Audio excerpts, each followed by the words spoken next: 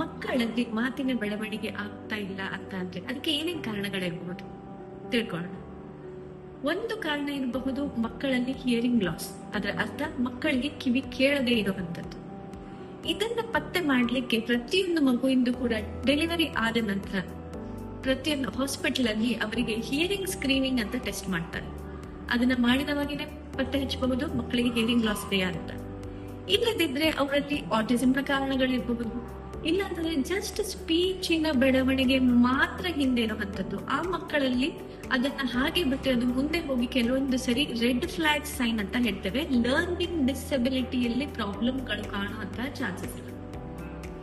ಅಲ್ಲದೆ ಮತ್ತೊಂದು ಕಾರಣ ಇರಬಹುದು environmental factor, lack of stimulation ಅಂತ ಹೇಳ್ತೇವೆ.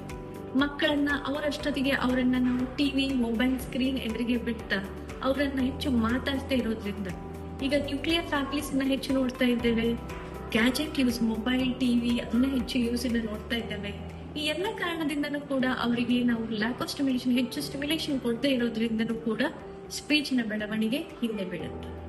ಸೊ ಹೀಗೆ ಮುಂತಾದ ಕಾರಣಗಳಿರ್ತದೆ. ಯಾವ ಕಾರಣದಿಂದ ಮಗುವಿನ ಮಾತಿನ ಬೆಳವಣಿಗೆ ಹಿಂದೆ ಬೀಳ್ತಾ ಇದೆ ಅಂತ ಅನ್ನೋದನ್ನ ಪತ್ತೆ ಹಚ್ಚಬೇಕು ಅಂತಂದ್ರೆ ಆದಷ್ಟು ಬೇಗ ಆ ಮಕ್ಕಳನ್ನ ನೀವು ಡೆವಲಪ್ಮೆಂಟಲ್ ಪೀಡಿಯಾಟ್ರಿಷಿಯನ್ ಹತ್ರ ಕರ್ಕೊಂಡು ಹೋಗಿ ಒಮ್ಮೆ ಭೇಟಿ ಆದ್ರೆ you will get an idea.